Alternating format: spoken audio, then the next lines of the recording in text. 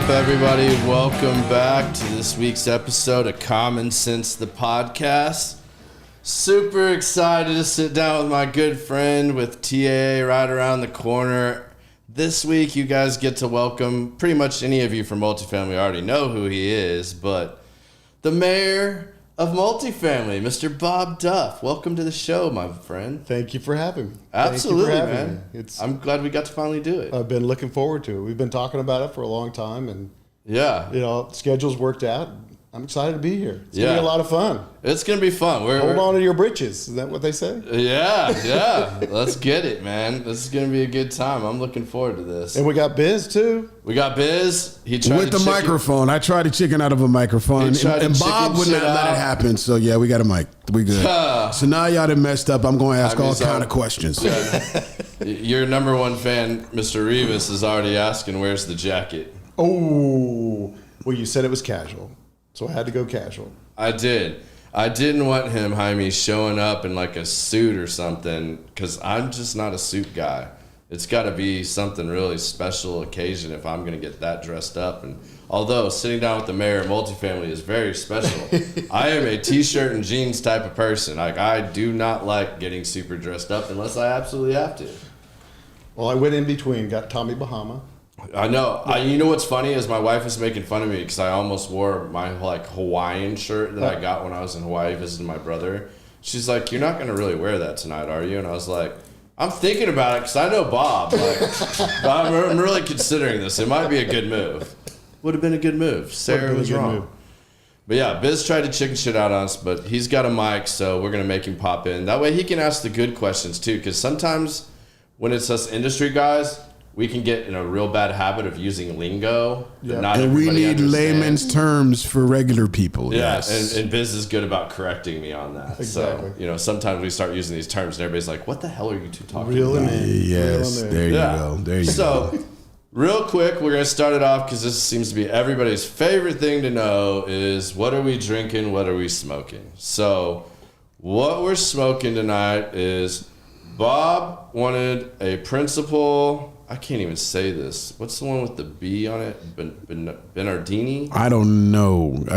We tried to figure that out before. I can't remember. But yeah, it's off the Koshan line almost. Like I've got the little miniature Koshan, which is this shape here that I'll probably get into. But excellent cigar by Darren Chaffee. That's a good pick. Like I thought you were a more avid cigar smoker when you sent me that request. I'm like, no one ever asked for something that specific because you can't. I told you. You did. I mean, because like you can't get Principles like everywhere. Like it's a highly curated. It's a boutique cigar. So like you asked for that. I was like, all right, man. Bob This really guy knows. He's a gamer. Bob knows his stuff. I'm going with Mary and like tipped you off or something like that, and she's like gone to one of like Javier's or something and went in and asked questions. So I was like, he's got set up here. And then I'm also smoking a Principal cigar. This is the new limited edition release of Time to Burn. It's a Maduro wrapper, which is different than the last one was San Andreas, I think. But yeah, this is an excellent cigar. This is probably the fourth or fifth one I've smoked so far. I think Biz smoked his first. I just had my first one before what I'm about to smoke now, and it was excellent. It was really good. Yeah. The cool one about this, I'm a watch guy, so like he put these awesome little like antique watch faces. That's cool. On the bands, which for those of you hopefully can see that. Yeah, you did it right. Really cool. They're all super old antique watch faces. So Darren spares no expense when it comes to his creativity. Darren doesn't play around. No. And he makes really good stuff. So that's what we're smoking on. If you guys have other questions about that or want to talk about different cigars, let us know. And then I'm drinking just some tequila. I don't even remember which one it is because there's a couple guys up here that are running them out of tequila. And then we won't name any names. Not that I'm bitter at all, but sounds like you're bitter. Oh, not at all. Not at all. My two favorite guys up here drinking all the tequila. And then Bob went with the Angel's Envy Old Fashioned, which Riley up here, if you guys haven't been since they opened up the bar. Makes a good old fashioned. He makes a good old fashioned. He does. He makes a lot of really good drinks, actually. Him and Jacob are on top of their game. So that's what we're smoking. That's what we're drinking. John Silvis, what's up, man? How are you doing? Good to see you on here. So, Bob, for those that don't know the mayor of multifamily. Tell us a little bit about your background, where you grew up, where you started, and how you got into the industry. Well, I grew up all over the U.S. My dad was in the military. My mom was corporate J.C. Penney. So all over the United States, landed here in DFW in 1988. Okay. Yeah, when J.C. Penney moved their corporate office here. Yeah. So that's how I ended up here, and finished up school at North Texas with a hospitality degree, hotel restaurant, and spent the first part of my career in the restaurants, managing restaurants, and that's where I met the love of my life. Awesome. Yeah. So she's an awesome person. She's definitely the love of my life. She is incredible. Yeah, I've only met her briefly, but we run into each other at like Total Wine and stuff like this randomly. It's like, hey, what are you doing here? Hey, what are you doing? It's 3 o'clock somewhere, right? Yeah. Yeah. So we met at Houston's restaurants. I was a regular, and then she swooped me up, and we've been together ever since. So 32 years. That's awesome, man. Two great kids. Two great kids. Both of them are awesome. They're just incredible. I'm very, very blessed to have an incredible family. So how did you get into the multifamily industry? So it's impossible to get out of. I knew you were going to ask that question, so I had to think like way back when it first started. And it first started when I was at Waste Management, and I was running a sales team, and started Whack, John with Whack. Yeah. So John was one of my first customers. Okay. Then I moved into national accounts with Waste Management, and Brian Barton with Westdale Asset Management. Yeah. He was one of my national accounts. He beat the crap out of me all the time, just trying to get the best he could get. That Brian, doesn't sound familiar. It doesn't sound like Brian at all. And then this Walden. Lance Dooley, who now has been with TSX or TXG. I don't know that I know Lance. So Walden actually became Milestone, then now is okay. Yeah, so that goes way back. Yeah. So they were another one of my national accounts when I started multifamily. So I was trying to think of who you were with when I first met you, because those of you that don't know, it's not like Bob hops around a whole lot, but everybody comes and steals Bob at some point for a national accounts manager, because he's really good at what he does, obviously. I just take care of my customers. Yeah. Yeah. I think it was a Bear Paint. I think it was a Bear Paint. So I ended back up in Maintenance Supply Headquarters. That's really... Just 2008, I think, is when I first started at Element. And that's when I first started with Maintenance Supply Headquarters. Okay. Yeah. And when they opened their second branch in Dallas, so they had Houston, and they opened their second one in Dallas. And 08, we all know what happened in 07, 08. Yeah. I was going to go back into the waste business, and Kerry Wright, who was over sales for Maintenance Supply Headquarters, cornered me at one of the AAGD Sneaky Pete's out at the lake. Yeah. I think it was a volleyball tournament, something like that, and said, hey, no, you're going to come work with us. So it was a blessing in disguise. I had a great time with them. We grew that company to be very, very big, and had a great experience. The biggest part about the best thing that ever happened to me in my life and my career happened then when Kerry said, hey, we've got an opportunity to be on the board at AAGD, and I can't do it because I'm in Houston, and I've asked them to have you on the board and change my career.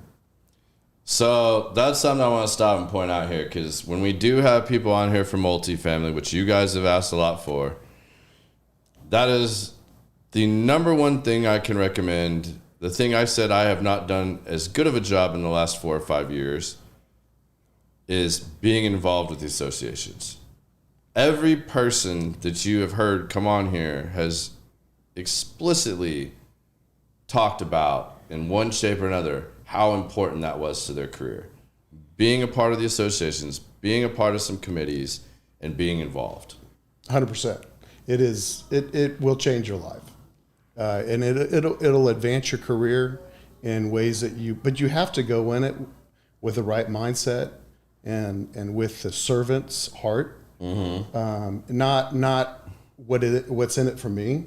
Yeah. But a true servant's heart, and going it right, that you want to serve. You're there to serve. So what I did, my kids were they were in young in school, and I just had 3 jobs. Number 1, my relationship with the Lord, my family is number 1.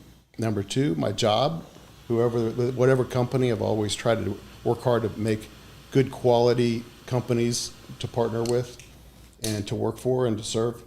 And then the association, I made my 3rd job. And I worked just as hard for the association, serving in the association. Community service was my really go-to at the beginning. Tim Mathwig and I partnered, where we were co-chairs for community service. We did that for several years. Yeah. And we worked really hard and partnered and really tried to make it fun, engage with all the different management companies. It's amazing how the relationships you can build when you're side by side doing the right thing for the community. Yeah. And the regional managers, VPs with big companies will come and bring it's an opportunity for them to bond with their people and bring them into and do something for the community and the association. So it was just life-changing. And I've developed some really, really strong relationships through working and serving in the association. Awesome. So after Bear, what was the next stop? Bear. Well, yeah, Bear was great. Our buddies. I mean, we had Mario and Randy together. I tagged Jaime's online there too. I think. He better be. Yeah. I mean, I'm waiting for Mario or Randy to start piping in here. I mean, Jaime's already getting in on here. Great company. Yeah. Bear. They were awesome. It's great quality company, great quality products, and then it was an opportunity that someone that I had I'll go back. When I was at Waste Management, I left and went to the largest waste broker, Oakleaf. Yeah. And while I was there at Oakleaf, our owner, Jim Barnes, bought this small company down in Florida called Valet Waste. And they were the first persons to buy them. And he said, we're going to take this company nationwide. And that was the beginning of making that thing huge. Yeah. Then circle around, I was at Bear for 5 years, and I got a call from Sid McDonald and said, hey, I'm in town, let's go to dinner. And I knew what that meant. So things worked out, and I was at Valet Living. Now it's Valet Living for 4.5 years. Built a great team, great people. Got a crazy lady up in Oklahoma, Deanne, who's just killing it. I mean, there's a lot of great people at every company that I've worked with. And I've always taken the course of I want to do everything I can to help the people around me be better. Yeah. And then help my customers be as successful as they can be. Well, and that speaks to a lot of the people that you've had on your teams around you. Like, there's a lot of people that have followed you to these different time periods of your life working for these companies too. And it's I love working with different people, and I love working with learning different things, we're all in the multifamily industry. You can work in a ton of different companies. Yeah. A ton of different services. You're just not going to live multifamily. Yeah. But you're right though. Once you get sucked into multifamily, you're in it. Well, and forever. And but I mean, I think a lot of that speaks to like what it takes and the relationships you have to build. Being in a sales type role, it takes a while to establish yourself. It does. And to network and build these relationships. And I think that's where some people miss out on it. They worry about just selling this gadget or this thing. Yeah. And it's not really about that. Like you got to get the relationships there. And the value you're going to bring your customer. Yeah. It's not about your product. Yeah. It's what value are you or your product going to bring them, and how is it going to make them better and more successful. So how did you get the nickname the mayor of multifamily? Where did this originate? Because I know a couple guys are trying to take credit for this, and I want to make sure we clear the air on When I go back, from what I can recall, it was Randy Rivers. Is that pretty accurate? That doesn't surprise me. I mean, like, at all. But yeah, that sounds so very. I got to tell you the story Randy of how Rivers. it came about. So we were met Randy and Mario, through working together in the industry, and things worked out. They really wanted me to come work with them, and I really wanted to work with them as well. And so we wanted to set up the interview with Matt Wiskowski, who's the VP. And Randy's like, this guy's the mayor. He knows everybody. Every time we go walk through the trade show, we can't get to 10 feet before someone else is pulling him over to talk to him. And so I think that's where the name, the title mayor of multifamily came from, was from Randy. It's very fitting because, I mean, you were one of those people that I have to give a lot of credit to as well. Like, when I was starting out as a young guy, just learning and finding my way in the multifamily industry and going to the events and being a part of all that and getting on the social committees and stuff like that, like, you really helped provide a lot of direction. You were a great mentor, leadership role of somebody to watch how you did it, because I can't think of a single time. I mean, this is going to be year 16 now at Element. In 16 years of being in multifamily, I can't think of one time I have ever heard somebody say something bad about you. I appreciate that. I don't think not one person has had a negative comment, said something bad about you, had a bad experience, or anything. Like, everybody loves Bob. Like, and everybody knows Bob. Thank you. I mean, like, that's good to hear. I appreciate it. What do you think you've done or tried to do in your career that's led to that? Because, like, that's not an easy feat. I mean, there's somebody you're going to rub wrong along the way, or, something that's not going to go right at one of your jobs or something like that. And there's going to be some hard times and stuff like that here and there. I'm going to give credit to someone that no one knows. Okay. And it goes back when I worked at Waste Management, and I was in national accounts, and my senior national account counterpart was a lady, and she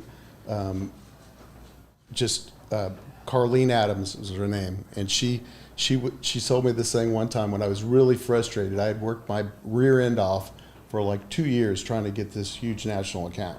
All the work I did, the guy gave it to the current provider and stayed with the current provider, but gave them all my work that I had done to improve what they were doing with their waste and recycle stream. I was so frustrated. I wanted to get on there. I was typing up the email. I was just going to blow him up. Yeah. And she looked at me and she says, is there any good that's going to come out of that? Other than making me feel better. Yeah. Other than the instant gratitude of hitting send and being like, screw this guy. Yeah, and I said, no, you're right, they're mine. Deleted it. But I've taken that, and it's funny because 2 years later, I was at Oakleaf, and I did the same deal, and I got it. So it's a good thing I didn't send that email. Yeah. But I've kind of taken that attitude towards life, and is there any good that's going to come out of it? That if I'm going to say something bad, no, don't say anything bad. You never talk bad about your competition. You never know where you're going to be tomorrow. You never know where someone else that you're working with is going to be tomorrow. Don't burn a bridge. Treat people with respect. It doesn't matter who they are or where they are. And internally, your internal customers are just as important, meaning your accounting team, your marketing team, everybody within whatever company you're working with. Yeah. Treat them with respect and gold and say thank you and please. And that goes a long way. Absolutely. I mean, again, it's building relationships. So I think I don't know a secret sauce. All I can tell you is what I've done, and it seemed to work out pretty good. So yeah, I mean, again, like I said at the beginning, like, people come and poach Bob because you're really good at what you do. Yeah. So the place I am now is awesome. Yeah, well, we haven't even said that. We haven't even said it yet. We haven't even said it. I had to make sure because I was like, man, I don't think I got this right, because I know you just started with them this summer. Yeah, this summer in August, the end of August, and it's a group. It's called Chadwell Supply. They're based out of Florida. They started with when Maintenance Supply headquarters started. Mm-hmm. So the history on that is really interesting, and a lot of people might not know this history. Yeah. So it's pretty cool to talk about. So there was Chad Supply in Florida, and there was Century Supply out of Texas. Uh-huh. And they both were the original supply companies for the multifamily industry. And they started about the same time. And they built up, and Chad sold first to Hughes, and then Century sold to Hughes. And then then Hughes ended up selling to HD Supply. Okay. So that's where all that business was from Chad and Century. Well, Maintenance Supply headquarters was started by the original CFO from Century and some other folks. They started Maintenance Supply headquarters, and Chadwell was the Chad, started it in Florida, all about the same time. We know the history. Maintenance Supply headquarters ended up selling to Lowe's. Yeah. Chadwell never sold. They're a private company. Brothers, family owned, family run, great company. They're faith-based. It's a great organization. And a lot of the people that I used to work with at Maintenance Supply headquarters have moved over and are working with Chadwell. And it is a great organization. That's great really people. Cool. And it's a great environment. And they're there to, their whole motto is, we're going to take care of our people who will take care of our customers, and that will take care of the economics of our business. And that's the way they run their business. It's awesome. And great place to work. National accounts for them. National accounts, yeah. North Texas. And I work with a lot of the people I used to work with, and have met a lot of really neat people that have worked for Chadwell before, people that came over from HD and from Lowe's and other companies. Yeah. They're all the really good people are coming to Chadwell. And it's a great company. Excited to be here. Yeah, that's awesome, man. Yeah. And TAA right around the corner, so. Here we go. Yeah, here we go.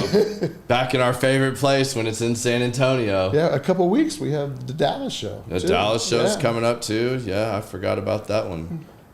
You're so busy. Yeah. Okay, so let's spin it up a little bit. All right. I'm going to ask you a question. All right. I'm going to ask Biz, you got to jump in here too, okay? I love it. He's attacking Biz too, right out the gate. I was like, it's a question. So let's go back to your decades of life. I got plenty of them. Go ahead. From when you started drinking at 21, because I'm sure that's when, yeah. I didn't have my first drink till I was 35. Oh, there we go. Seriously. Okay. So generation, or when did you, generations, what was your go-to drink? And you could pick three. Biz, three generations or three different drinks that you drank for 5 years at a time, or okay, consistently, and then we'll see if we can guess what generation it was. All right. Crown Royal. On the rocks? Water? No, Crown and Coke. Crown and Coke. Crown and Coke. You want to guess what decade that was? That had to be when you first started. Yeah. So yeah. Yeah, that was early 2000s. Early 2000s. So my grandfather drank Crown. He used to save up his change in a Crown Royal bag, and me and my little brother when we were kids. In the purple bag? In the purple bag. He'd hand us the purple bag.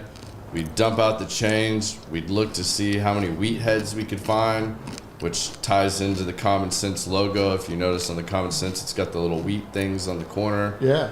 It's kind of from a wheat head penny. That's where that kind of came through, kind of a little homage to my grandfather, because that was a special thing for me growing up as a kid. So Crown Royal, which interestingly enough, I later in life wondered why my dad and grandfather talked so highly of Crown Royal when I started drinking bourbons and whiskeys neat and was evolving in my alcohol journey. Your palate? Collecting my palate and everything else.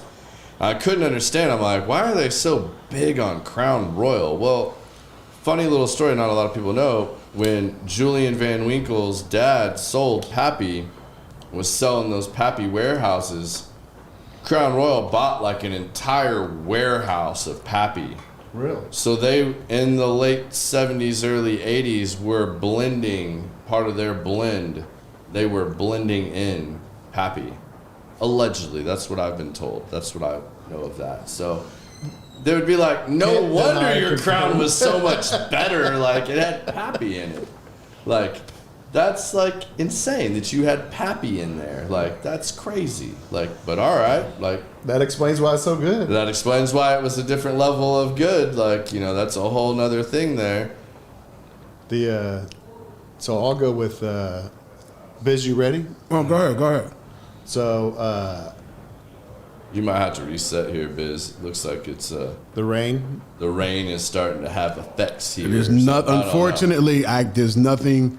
We're going to be tortured. We with started it. talking about old decades now, and we're back to the black and white. It's back. We're back. Okay, guys. We're back, yeah. Apparently, the storm interrupted our. We have baseball size hail on the way. By the way, guys, that's what that thing was. And I went outside to go I'm look. gonna get a new truck after tonight. Amen. I might be able to get my Raptor after all. There you go. Well, hopefully they didn't miss your grandpa your story about Crown No, it Royal. didn't. It went down afterwards. Okay. Yeah, we're good. Okay. So maybe you go next. You name one. Johnny Walker Black and Water. Yeah. I can't do scotch. Yeah. All right. It is an acquired taste, and you have to you got to drink it for a period of time, and then once you do, I'm going that was your 30s. Yeah. Yeah, you're right. Yeah. I'm going that was your 30s. Yeah. Well, we know when I Biz started traveling a lot. I started traveling a lot, and I had an expense account. Mm-hmm. Johnny Walker Black and Water was the go-to. Mine wasn't for a while. Blue Label. Oof, you didn't just go Black blue. Label. That sounds that sounds more Bob Duff to me. Yeah. That was above my expense account.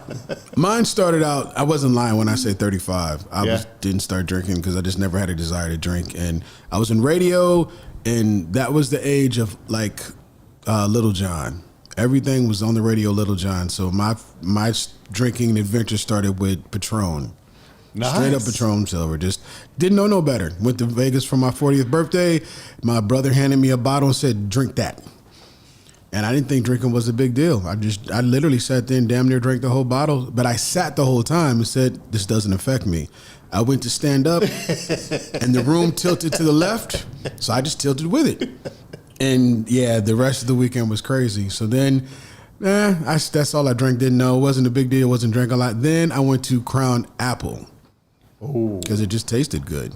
I just regular Crown, now I really don't drink, but if I do drink, I do like a good tequila. Roy Rogers does not count. You cannot. Yeah, put that it's right there. It's right there. It's right there. But if I do drink, I do have a nice assortment. Nothing, not even a scotch of comparison to what Garrett's look like. But if I say what I do like on my bar at home, I love Basil Hayden's. I have not the rye though, yuck. But I have Basil Hayden's, and I like the Caribbean cask, just because of the more sweetness taste of that. Even when it's a Scotch, the Glen Levitt or whatever that is, the orange, whatever the orange, that's great. Yeah. But so nowhere near you guys. We're working on his palate. We're working on. We're trying to graduate him here. Yeah, just something that I got 3 hairs on my chest, and I have a drink with him. I have 4 because whatever that stuff he drinks just. It's no joke. So I've gotten him a few times. Man, it's good. I mean, it's cool. But you know what? I do like a good red wine. Yeah. I do love a good red wine. I will have a glass of wine. I used to do it every night before bed, and then we all started working out and getting healthy. So every couple of weeks, I'll have a glass of red wine to chill out with, and I'm cool. So my journey is not as great as you guys, but hey, at least I'm in there. My next one I'll throw out there is Armagnac. I can't even spell that. Armagnac and 3 Tiers tequila. You're going to have to tell me about that one. Educate me on that one. I don't know a lot about that one. That's so 3 Tiers is like the bottle of tequila that I keep in my bar for special occasions. Because it is a very expensive bottle of tequila, but damn, it's good. I mean, it's top notch. And then Armagnac's, I can't tell you, it's a lot like a cognac almost.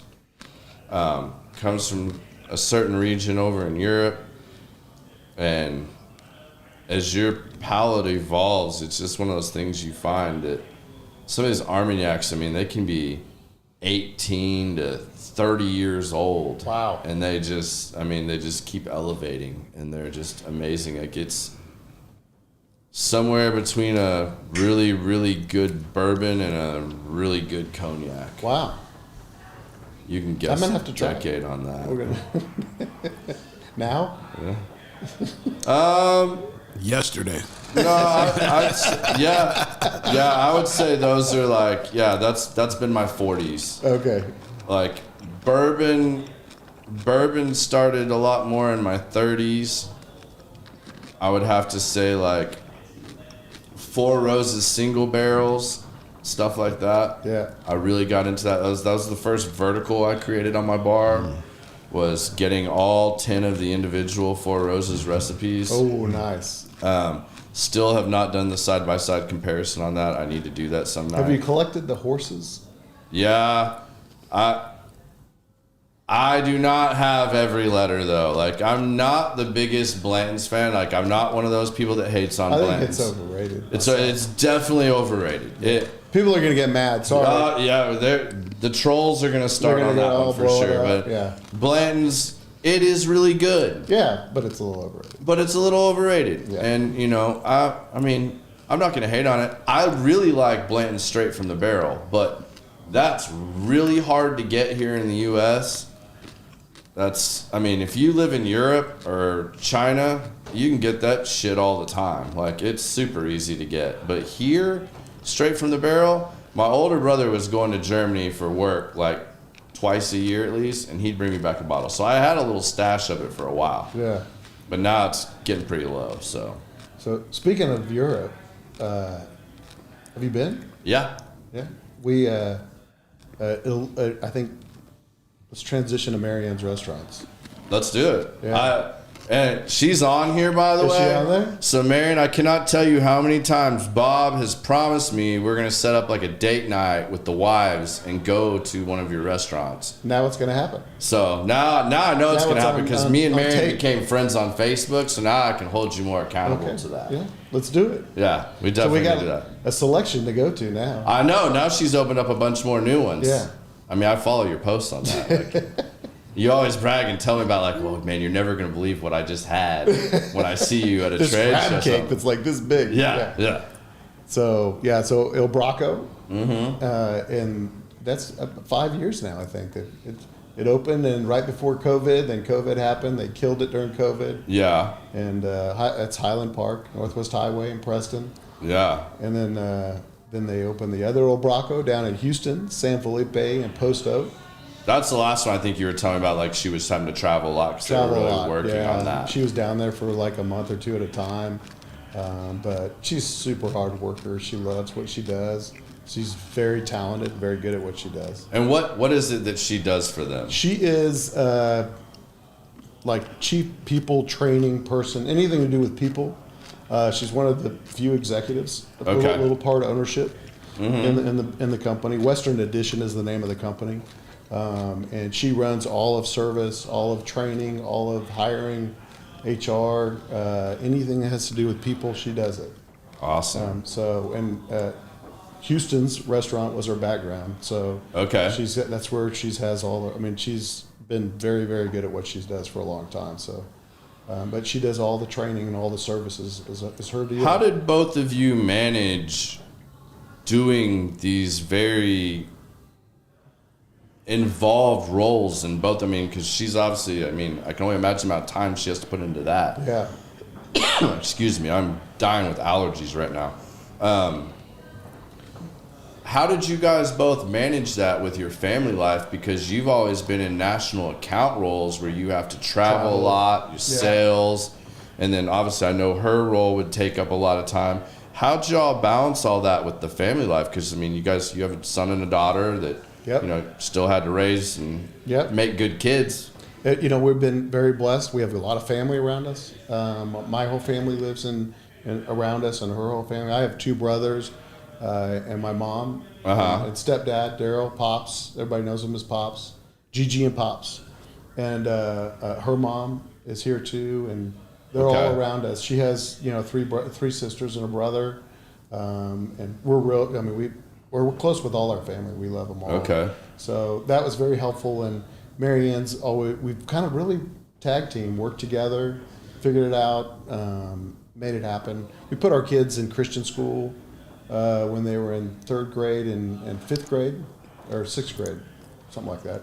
But that was a sacrifice, but well worth it, we think. Our kids are great. My daughter's, she's got her master's in accounting. Awesome. Yeah, she's doing fantastic, taking her CPA courses. My son is incredible. He's now in the multifamily industry. Uh-oh, look out. So watch out. So if you see a Preston Duff out there, watch out. He's watching the show. I saw him commenting on here earlier. So. They say that if you're in it, family just somehow seems to just trickle into the blood. You're like the 2nd or 3rd person to say that. Because I guess last week said the same thing. Multifamily industry. Wow. It's all one big family. So he ran restaurants. He was in the restaurant business. He worked for Kenny's restaurant group, Woodfire Grill. Kenny's coming on here soon. Kenny's a good friend of mine. Really? Kenny's going to be Mary coming on Ann has known Kenny forever. He is a great dude. I love Kenny's a great dude, man. Like I work out with him. Really? Not as much lately because I've been working out later in the day. He is a 5 a.m.er that is super in his zone, in his thing. I joke with him. Do you remember the baseball player, baseball fan? Yeah, a little bit. Okay, so do you remember in the early 90s, there was a guy for the Cincinnati Reds named Chris Sabo. I think he was a 3rd baseman. I know this because my little brother had to wear those ridiculous 90s sports glasses that were they almost look like swim goggles. Yes. You know what I mean? Wrapped around, yeah. And Chris Sabo was the first major league player to really kind of make those cool and was a badass. So Kenny wears those same goggles with his headband and his little wristbands. And man, he does hardcore circuit training, man. He hits just machines and bounces around, and he's always going. And he used to really get under my skin when we'd be at the end of the workout, because this time last year is when I started really trying to lose weight and got back into it hardcore. And I was on a really strict diet, and I love pizza. Pizza and Mexican food are top of my list. And don't tempt me with a good pasta either.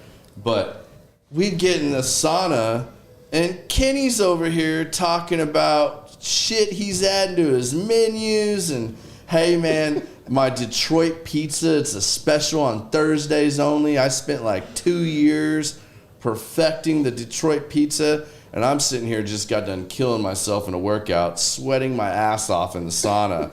And he's over here talking about pizza and desserts and new shit he's putting on the menu. I'm like, Kenny, kill it, bro. You're killing me. I'm about to leave here and just go order a whole pizza and kill my diet for the week. He was probably putting together the Kenny's East Coast, one of his new restaurants. He's brutal. He's the nicest guy in the world. Oh, he's great. He's great. But yeah, we're working on getting something set up with him to come on here and talk to people, because he's got a great story of how he's impacted the restaurant industry and stuff. Oh yeah. I'm looking forward to that. Preston loved working for him.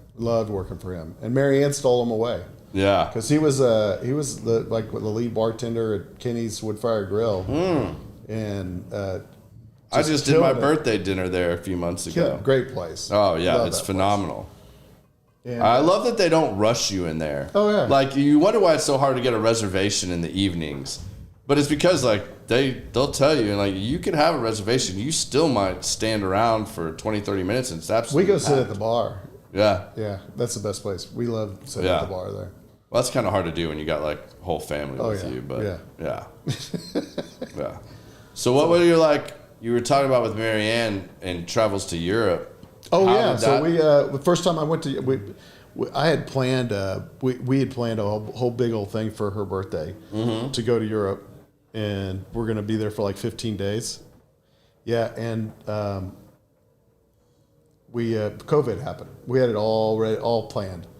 COVID happened, so we couldn't go. But we fortunately, with her restaurant group, celebrating the success of El Braco, we went. The executives for the company, and the spouses were allowed to go. Yeah. And so we went to Italy for like 5 days and went to 7 different wineries. Oh, wow. And stayed in Florence, and it was awesome. And I was not a Europe guy. I'm like, no, I don't really need to go to Europe. It's overrated. It's not overrated. It's freaking awesome. Yeah. Europeans have some things figured out way better than us, like food. I mean, it's amazing that like they won't import our food because there's so much shit and crap in our food. And theirs is simple.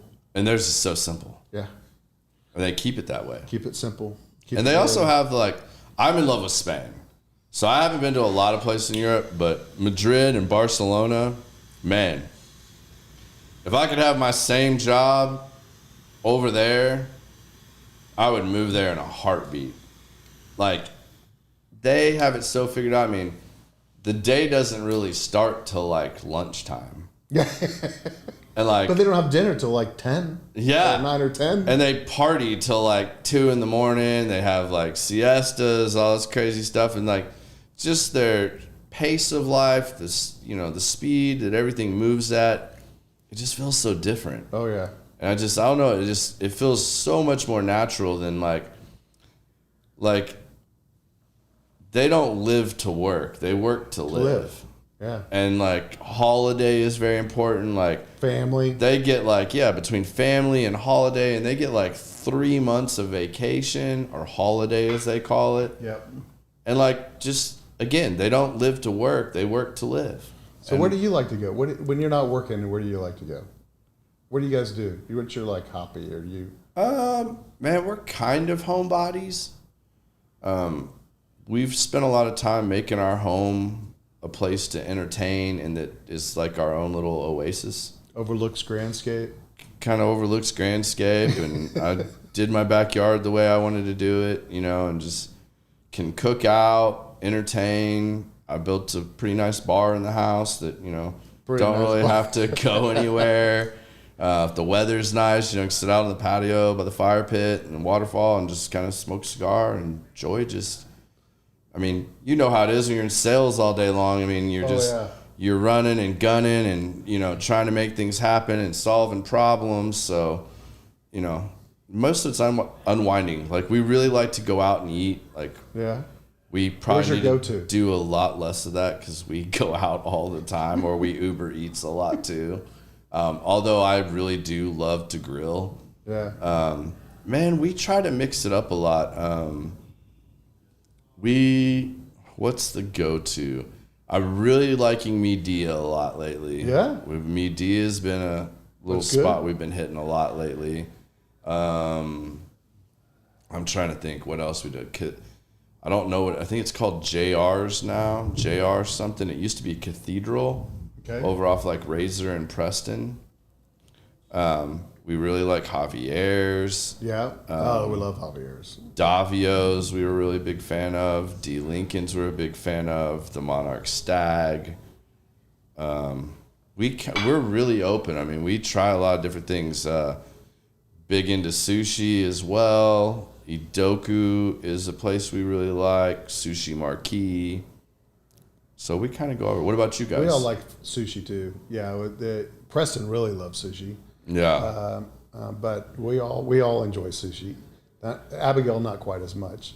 But Marianne's new restaurant down in Houston called Balboa Surf Club, and it's right there in the same parking lot at San Felipe and Post Oak. Mm-hmm. They have a sushi bar. They got the whole sushi menu, and it's. What's really the new one? My wife, I made a fatal error. Like, my wife's not the biggest seafood person. She's really into that, but she does like some of the specialty rolls, but sashimi out on. Oh, really? Right? Not just really. No. She wants the fancy roll. She won't pick a piece of fish up and put it in her mouth. No. Funny though, her new favorite dish is toro, which that's like the belly of the tuna, I believe, if I'm saying this right. Oh man, we're getting like the warnings all going off here. We're risking our lives for the podcast now. So, tornado warnings. Awesome. Oh, good. We're in a bunker though, so yeah, we're in the safe room here at ICC, so I think we're good. So she loves toro, right? Like I'm like, that's really raw. Like that's all right. And the chef special was like 2 pieces of like the freshest stuff they had. Yeah. So I was like, all right, maybe tonight's the night to try that. So I order it. Big mistake. It almost killed our whole night. Like the little bit of fishiness on anything, and she is Dunsky. Oh. So yeah, I don't remember which one she tried, but like yeah, that pretty much killed sushi night after that. So we stick to the specialty rolls and toro now. Yeah. Excuse me. And yes, Brian, the back 9, can't leave out the back 9. Another place we like to hang out in Oh yeah. Oh yeah. Is that Brian Freeze? Yep, that's Freezy. Hey Brian. Yep, Freezy's jumped on here. What's your favorite place in Europe? Like you said, you really liked Italy. I mean, we haven't been to much. I mean, we did. My wife's more traveled than I am, but I did Barcelona, Madrid, Vienna. And I'm gonna mess up the next one. Like I can't remember the other one, and it was actually one of my favorites. Yeah. They filmed some of the Game of Thrones stuff there. Oh, maybe cool. my wife can jump on and tell I'd like me. to go to. I mean, I love Italy, but I'd like to go see. Go to Scotland and Ireland. I'd like to go see that part of the country. We've been going to Cabo recently. Cabo's fun. We have great friends. We've banned Cabo from our travel list for a little while. Yeah. Oh, you have? Yeah, we've been 3 times in the last 2 years. Oh, okay. Yeah. But we love Cabo. Cabo's a great place. Cabo's a lot of fun. Great place. You got to stay at the right place, though. You don't want to Oh, yeah. Because it's not, if you really want to be in the ocean, Cabo's not the place to get. Riptide's too much. No. You can walk the beach, but you want to get a really nice resort with a good swimming pool place. Yeah. Yeah, and then we good friends of ours have a place, the Grahams, and they were very blessed. Unfortunately, they invited us to come. I don't know why, but probably because I let Steve win at bocce ball every time we go. Ah. So he's not on here, so he won't know. But they've got a great place in Portaventuras, which is right between Tulum and it's I haven't right been on to the ocean. Tulum. I've heard Tulum is Tulum awesome. is hopping right now. They actually built an airport right in Tulum. Really? You can fly in. I don't know if it's open for international yet, but it will be. But Tulum the infrastructure is not as built as from what I've heard. Okay. So the traffic's pretty crazy. And you Okay. get stuck on that one strip. But Yeah. where we go in Portaventuras is beautiful. It's great. We That's have a really good time. It's relaxing. Play bocce ball all day. Drink I've a never little played bit. bocce ball. Really? No. Oh, we need to. It's an I've never- Italian thing. Come on. Well, no, and my wife's cousins have a bocce ball court in the It's the backyard. I've seen them Italian- play it. It's the Italian version of cornhole. All right, that makes sense. Okay. I've just seen the court. And I see the And balls. it was yeah. probably invented about 3 million years ago. Yeah. Cavemen rolling stones at each other. Like, yeah, it sounds about right. You win. Yeah. So, and then we go to, very blessed, my mom invites us to go to Hawaii. Kauai, the small island. Okay. And she has timeshares there, and she invites us to come with her, and it's great. We enjoy it. It's a great I family haven't been to time. Kauai yet. My little brother lives in Maui. So Really? I went to Maui for the first time this time last year. Yeah.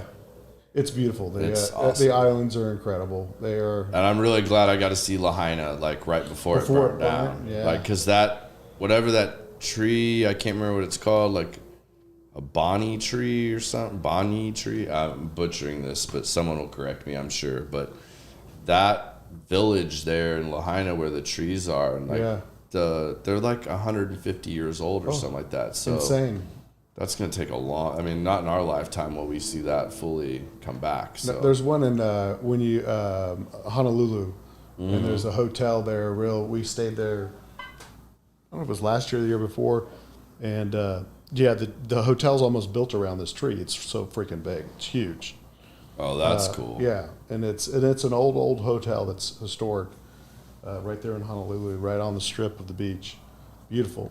But Kauai, I can't say. If you're going to go to Hawaii, go to Kauai. It's the Garden Island. It's where they made Jurassic Park. It's where they made Pirates of the Caribbean. Okay. It's where all those movies are shot. It's just absolutely beautiful. They don't. That makes sense. You can't build a. They have a regulation on the island where you can't build a building taller than the tallest palm tree on the island. Okay. So it just really keeps all the development to a minimum. Okay.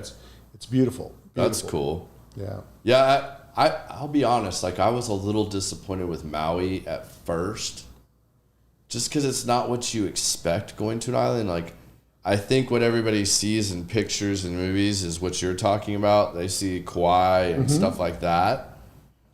Maui's not completely like that. Yeah. I mean, it's way more developed, but not, I don't want to call it developed because it's still commercialized a little bit. Yeah. But like, as soon as I did the trip with my brother and did the road to Hana, all right. Yeah. Now we're talking. Like, this is what I had pictured all of the islands in Hawaii to look like. Yeah.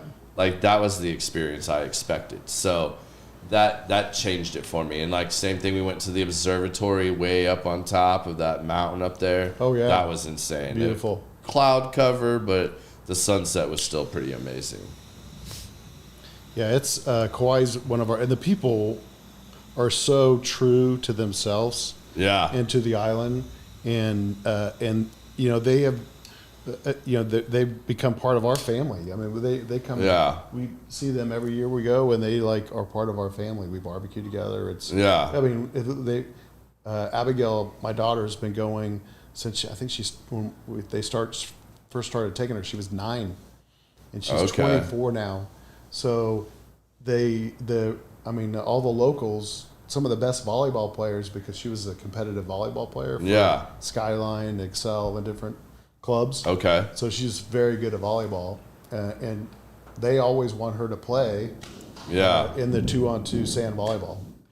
And they're locals. They're people that live there. How did I not know this? Like, we need to recruit her for the Element team for volleyball. I think because I'm tired of getting my ass. She better be on the Chadwell tired of getting team. my ass kicked at the apartment association volleyball tournament every year by like the Megan Smiths of the world that all played college volleyball and are in like college volleyball Hall of Fames and stuff. Is it Megan's birthday like yesterday or today? It was real recent. I know it was just in the last couple of days. Happy birthday, Megan. Yeah, happy birthday, Megan. But yeah, they bring out, and then these other people bring like professional volleyball players that are like all yoked out and like spiking on everybody. I'm like, this sucks. Lincoln did that for a couple of years. Oh yeah. They hired like all these leasing agents. Yeah. That were 6'3". 6'3". Even the girls were like 6 foot tall, and like they were just like dominating destroyed everybody. Yeah. Yeah. It was brutal. Well, we'll have to get together and recruit. There's been one company it's like a countertop company that's been killing it every year for the last 2 years. I forget who it is. Was it MFI? No. It's one. I forget who it is. Okay. Yeah. There's a they've been couple of beating them. everybody up. Yeah. But we'll have to get together and start recruiting. So do you think? I don't want to go too deep on this, but go deep. So from your travels, though, you know, like I found the same thing in Vienna and stuff like that. Like when we were in, or even Barcelona, like you could just be having some tapas and stuff and some sangria with your family and stuff, and you're sitting there having a good time, and everybody is just so laid back and treats everybody like a human being. Yeah.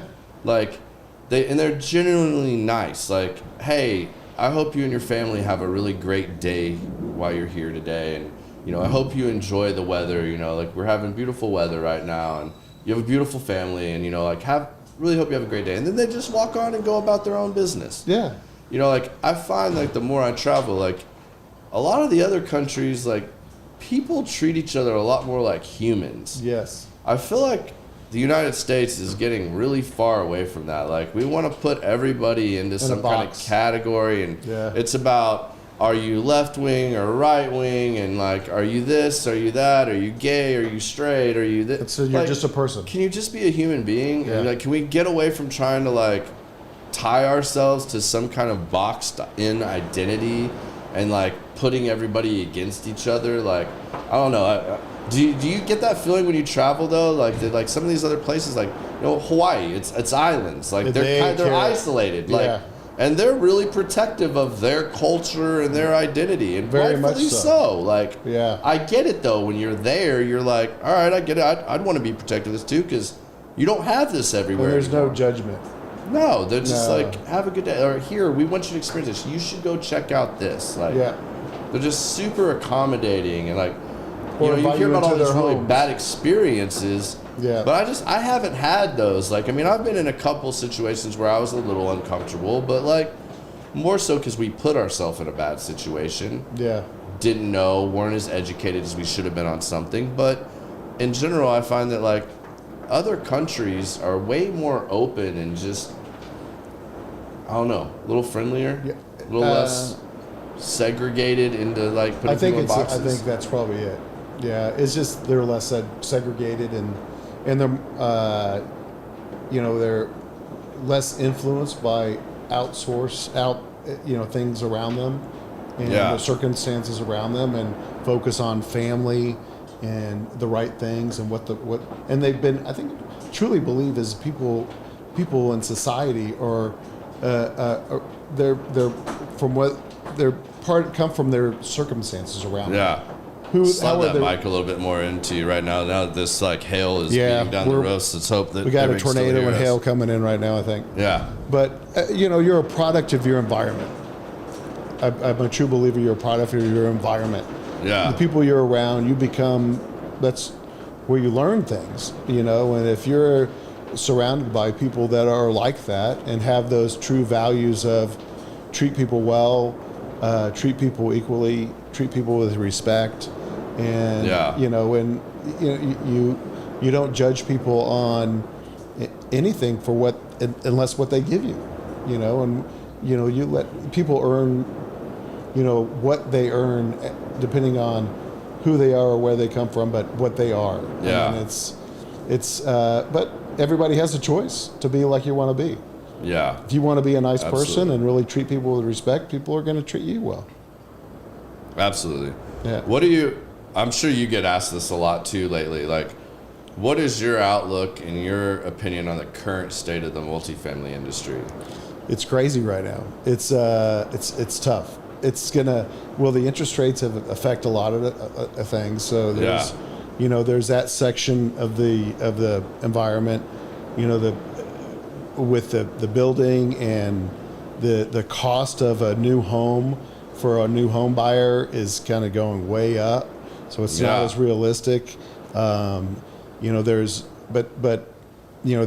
still, with this market where we are in Texas, and it depends on the market you're in. Right. I mean, we're a pretty strong market in Texas. A lot of people want to live in Texas. Yeah. For obvious reasons. But we still keep building, which is good. Have so many people moving here. I think this market's going to be strong. I think it's going to recover good. We're having we should have fallen off even quicker, but I think it's going to be a little bit of a soft landing, and I've already seen a touch and go. Yeah, I've already seen a lot of people already starting to reinvest, and the people investing and upgrading. A lot of that's still going on, and people are being smart with their money. They're just being a little tighter with their money to kind of get through it.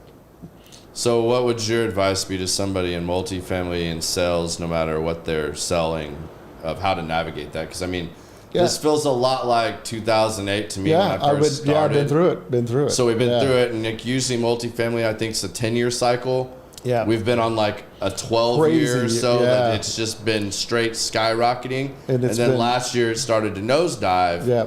And Which they said it was going to come eventually, and it has. Yeah, and it did, and I think it's kind of leveling out a little bit now. That's my opinion. It is. That it leveled out a little bit. You're starting to see people that, like I think too, tightening up a little bit, but wait and see what happens with elections and interest rates and stuff. But all the transferring of properties and picking up new portfolios, that was like non-existent last year. Like, there wasn't a lot of the movement, and people that were buying properties were just parking tax money and weren't really financing rehabs and upgrades and new amenities and stuff like that. Exactly.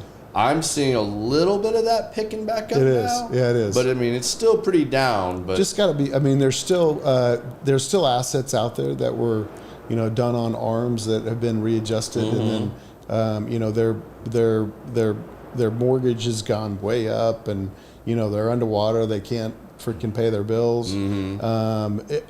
My advice would just be to just keep a keen eye on your AR, and make sure your lease is not way long on people that. When you say AR, what do you refer There's to? an old saying, boy, they really want to do business with me. They're dying to do business with me.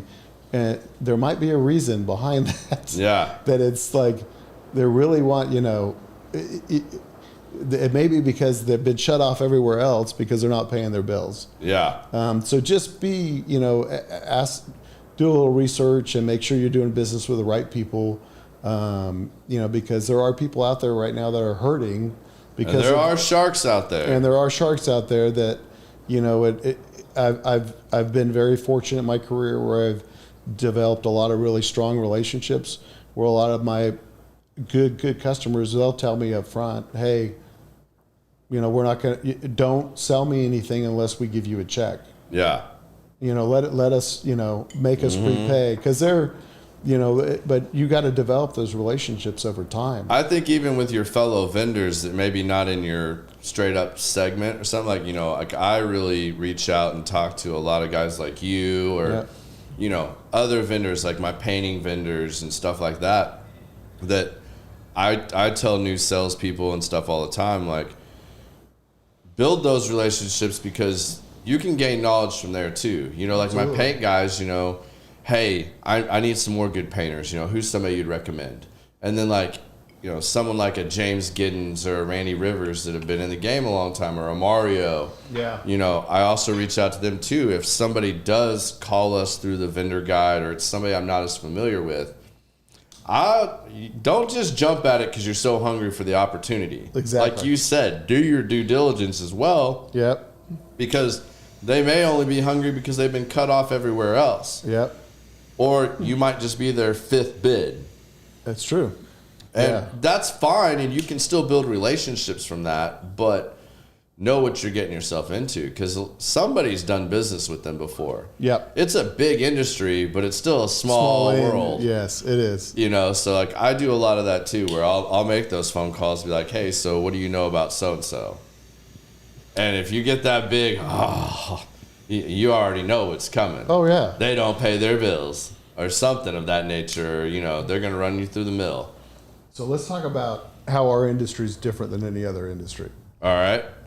So 2 things that come to mind to me is number one, and we've been started to touch on it already, start talking about it. Yeah. Is even though we're competitors, or you may be working with someone that's, you mentioned Randy Rivers and James Giddens. Mm-hmm. Both of those guys are great friends of mine. Yep. Love them both to death. I just spent a lot of time with James when we were in Savannah doing an event. The big NAA thing. No, it was like one management company. Oh, okay. Yeah. I know a lot of people flew off this week because it was the big. But both great guys. Yeah. And even though when I was with Bear, I competed against James and I are still friends. Yeah. It doesn't matter. I mean, there's things we can't talk about. Yeah. But I think our industry is so unique because in other industries people wouldn't do that and wouldn't have those type of relationships when they're competitors. I've told this story. I told this story last week, I think, on the show. If not the week, no, it was the week before. I have a very good client and friend that is one of my top friends, and he worked at a competitor of mine. And we would go out to a certain client's property, and we all knew that there was us 3 were going to be bidding everything. And him and I got to the point where it's like, man, we're going to be walking this damn property all week, or at least 2 days. And him and I built enough of a relationship that I told him, I was like, you want to be out here all week? And he's like, nah, me neither. I was like, cool. How about we split this up? we both know it's going to come down to the relationship and which one of us has gotten the last job or whatever. He's going to keep it pretty balanced between us. So how about I go walk buildings 1 through 10, you go walk 11 through 20, then we'll go back, we'll run down to FedEx or Kinko's, copy our notes, and then we're only here for half a day and we can keep moving on. And then the scopes are apples to apples because we're writing it up the same way we were just told to write it up. Yep. Saves both of us time. Man, we did that for so long it wasn't even funny. And it was really funny because by the time we get done pricing out, very close. And he'd be calling us going, man, are you two in cahoots? Like, you guys are doing this shit to, you know, how are you guys like $1,000 off? You probably know who I'm talking about just by the voice I just did. and we're like, no, man, I mean, I don't know, man. Technically not price fixing. No, I mean, we weren't. I mean, we made our scopes right. I mean, there wasn't a big discrepancy of, you know, whose scope, because he walked half of it, I walked half of it. You know, you got the same thing as copy this scope and submit the bid. Exactly. I mean, we're all going to price it, and then it comes out. Like, that's ideally what they want. They want the bids to be as identical as possible. Exactly. So we did that. And I mean... And you never pick the really, really low bid because you know they forgot something or again, something. Even though we did that, our prices are still going to vary.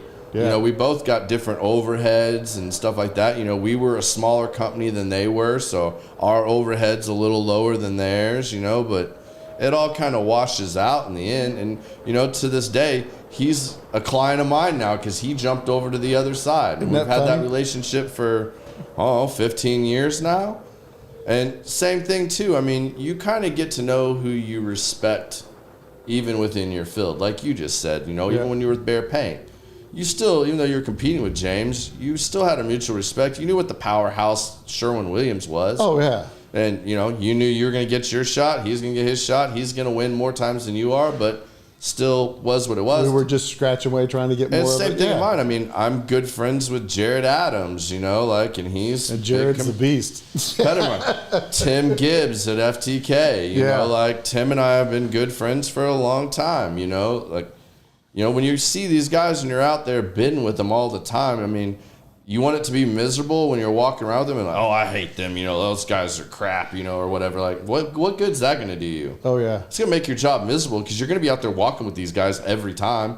You're going to see them at every event you go to. You're going to see them at every trade show, every council. There's going to be some representative from them. So to me, it's like, make relationships. And, you know, that paid off for me too because there was a time where FTK had been going after condo associations, and we're doing a lot of condo work. And Tim built some great relationships in that. Have you done any of that? Well, yeah, we've done some of that, and you know, it's not something we chase down, but excuse me. Tim, I guess something happened with FTK to where like their insurance, whatever, told them we don't want you going after condo stuff anymore. Yeah. And they changed their direction a little bit. Well, Tim still had these great leads, and he didn't want them just going to somebody crappy. He still wanted his client that had that part of their portfolio. He's like, now, you know, don't be chasing him for his other stuff, but, you know, hey, he's got this condo thing over here that they're a part of, and they need someone good to help him out. So he'd call me, bring me in, gave me warm introductions. My competitor. That's nice. You know, we've done things like that trade off, and there's been things that I've had to call Tim and be like, "Hey, man, I can't. You're too busy. I can't deal with this. Like, and I don't want my client getting somebody bad. I'd rather, you know, if I can't deal with this, I mean, can you take care of him?" And we've done that back and forth over the years. So I mean, there's no real advantage to make an enemy or not build a relationship with your competitors. You're still going to learn a lot, and you're still going to build relationships. Yeah. And again, who builds the better relationship? Because a lot of times that's what it comes down to at the end of the day. Exactly. It ain't always price. I mean, there are portfolios that are very price driven, but that's not what it always is. No.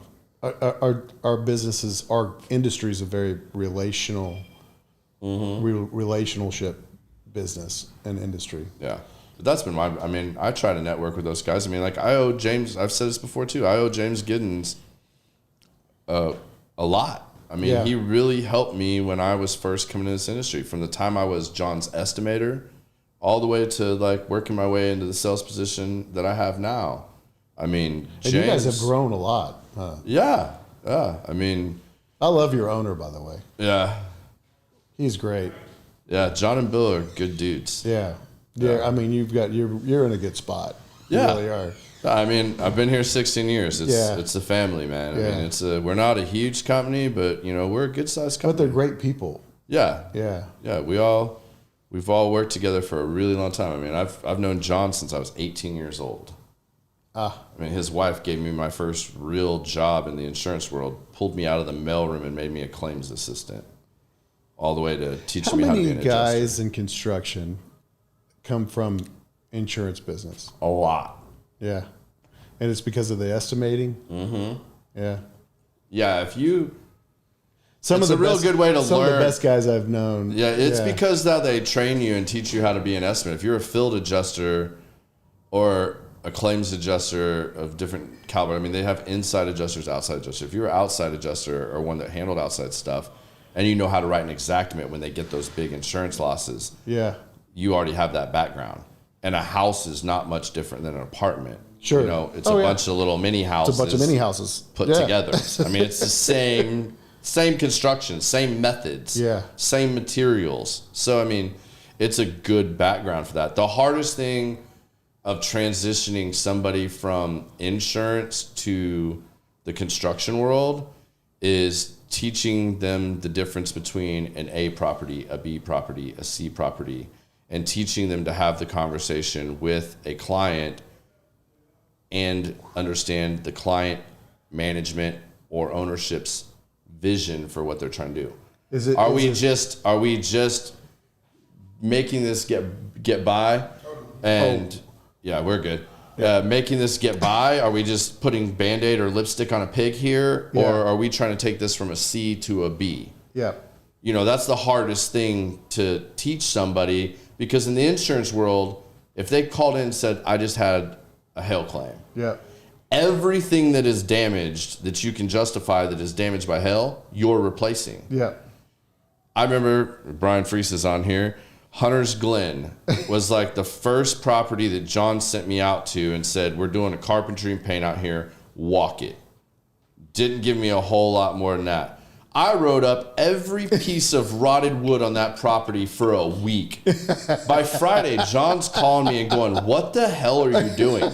Like, you've not turned anything in yet. I was like, bro, do you know how big this property is? And you said write up all the rotted wood. Like, I'm going to town out here, bro. I was like, and it's going to take me 2 or 3 days to type this all up.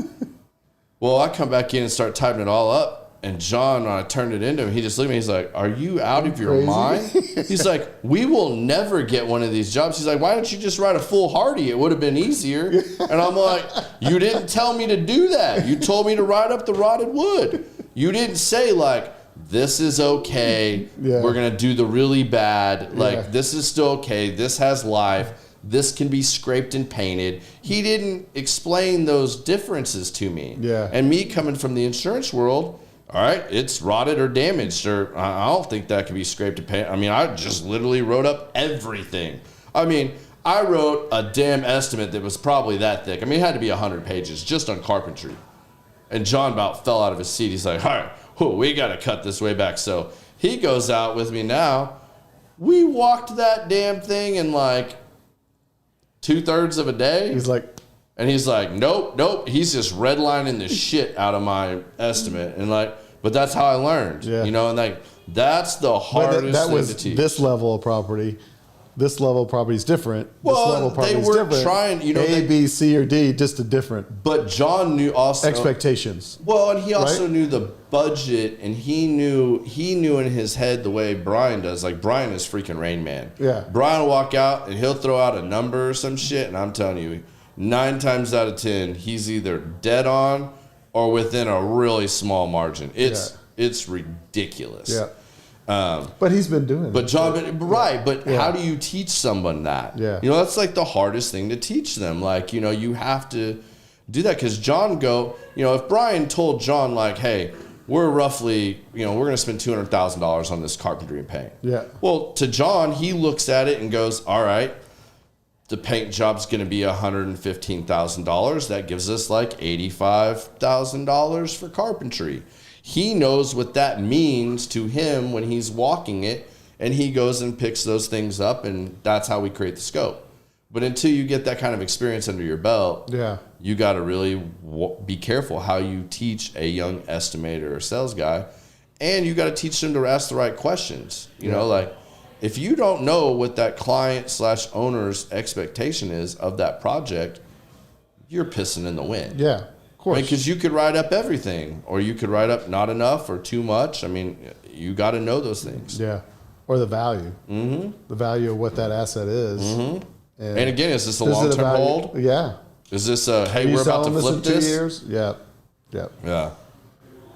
What was your other question? You said you had 2 questions that we touched on with multifamily. Multifamily. Well, it is, I've had someone, the multifamily industry really is, they enjoy social events. Mm-hmm. They enjoy being together and having, I mean, it is a family. Yeah. I mean, multifamily the family's in the name for a reason, because it's a big family. Mm-hmm. We all work together to help each other, but we also like to work hard and have fun and play hard. And they, speaking of alcohol, boom. Look at that. Timing's everything. Our man, the delivery team is here. Thank you. Thank you, sir. We, from what I hear of doing, doing a lot of events with the association. Yeah. Fundraising events for pack fundraising, and we're dealing with different facilities, golf tournaments, all different things. Yeah. Our industry drinks more than any other industry. For sure. By far. For sure. Go to a golf tournament and let them only have 2 cart girls working the course. And you now have an 8-hour round of golf. So that's one of the those are the 2 big differentiators between our industry and the other industries. Is ours drinks a lot more than anyone else. Yeah. Even though people all think they drink more than anybody else. Nothing compares to the multifamily. And I think that's something you really have to learn. I did not do as good a job of that early on, of watching my alcohol intake. Yeah. And, you got to balance it. You got to balancing it and learning how to do that too. Like, I mean, I'll sit here with you and drink tequila neat. If I'm at one of these events, I'm not sitting here drinking tequila neat. I mean, like, I'm going to get something else. Like, you got to find something that you can maintain for an extended period of time. Exactly. Otherwise, become a professional. Yeah, you got to be professional. Yeah. For sure. So how have you always bounced that? Because like I said earlier, I didn't do as good a job as this. I'm trying to get more involved with the association stuff again.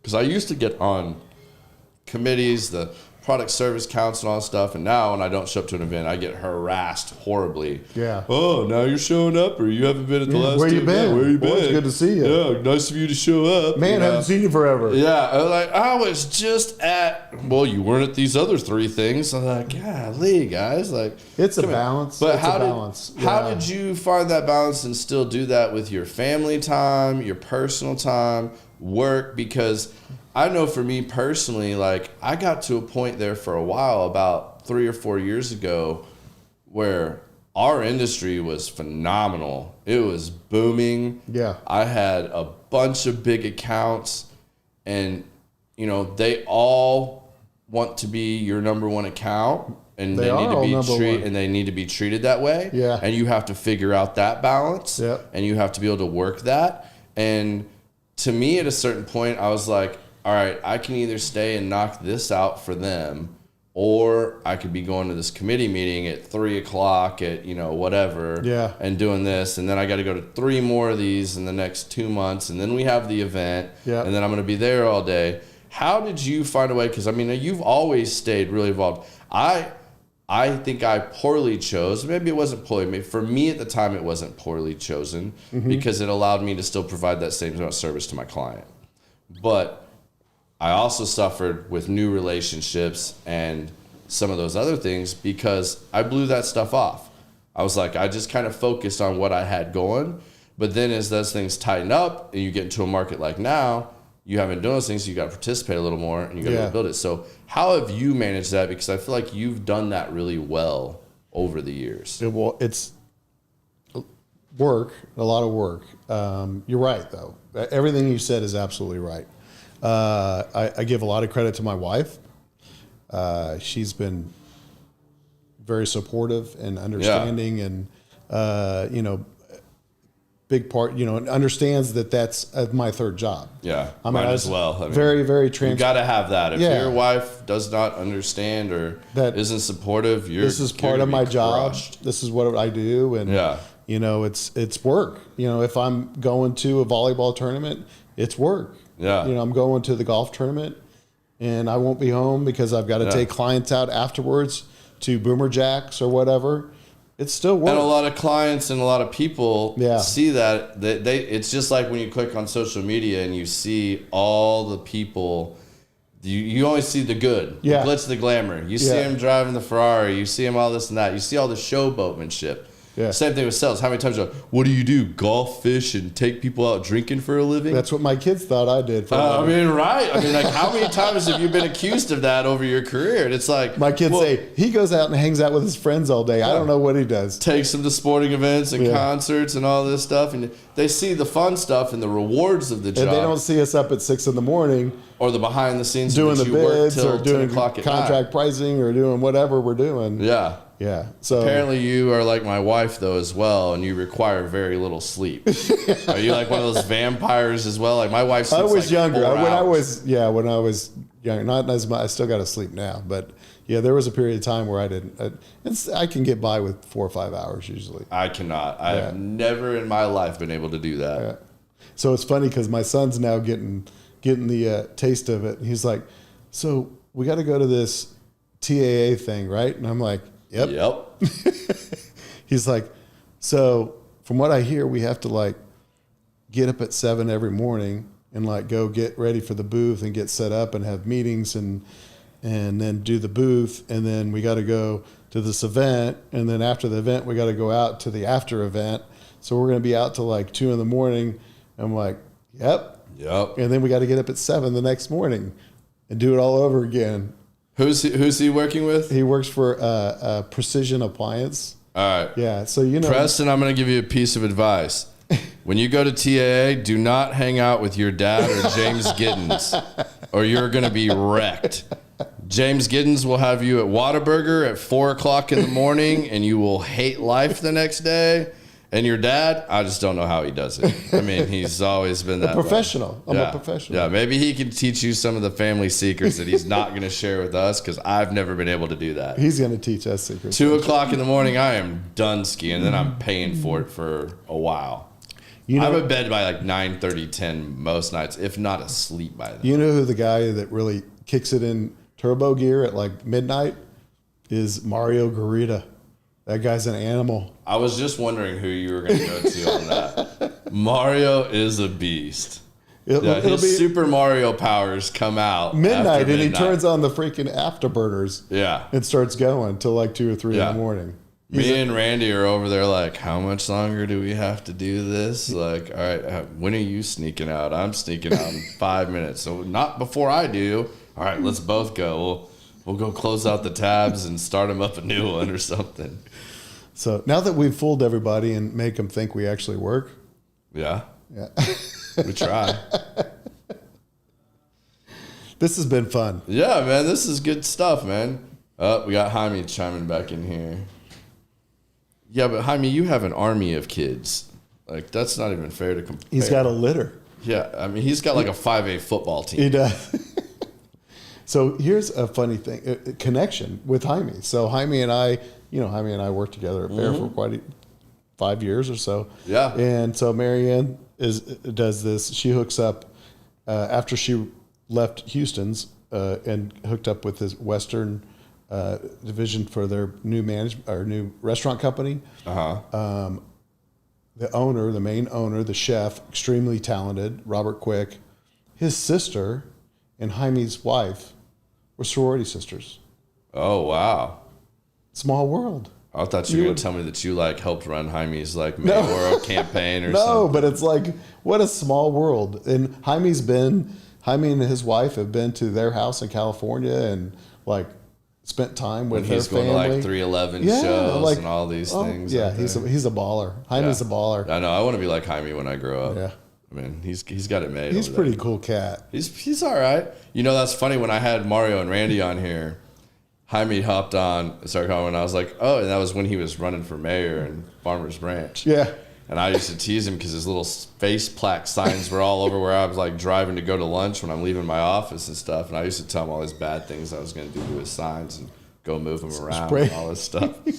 But like Jaime would like come out and like Randy and Mario were on here and he got on here and I was like, oh, the mayor's joining us. And they were all like, Bob Duff's on here? And then that's when I was like, the mayor, got it. Yeah. He's funny. I love Jaime. Jaime's great. Good dude. We were at our, so when you first start at Bear, it doesn't matter what your experience is or whatever, you're grouped into a rookie class. Okay. So Bear Paint has a great training program. They're an incredible company. Yeah. And so they fly you all out, and it's anybody within a certain period of time. They do that with their clients. Yeah. Oh, they bring them out. Yeah. To Cali. To Cali. I got to go on one of those trips. It's nice. Amazing. Nice. So this is a deal just for the rookie class. Yeah. So it's anybody that's hired within a 4-month period with the company or 6 months or whatever, and that from all over the country. And they fly everybody out. Anybody from a new hub rep to a sales rep to national accounts to a manager, whatever. Right. They fly them out to California, and you spend like 5 days out there in classes, and you go to Catalina Island, and it's a big rookie class. But you get to know people from all over the country. Yeah. And every national sales meeting after that, all your rookie buddies, you're all friends. You know everybody. Right. Well, I'm there talking to my rookie buddies at one of my first national sales meetings, and Jaime sneaks up behind me and just gets real close and puts his head on my shoulder and goes, "Shh, it's okay. It's okay."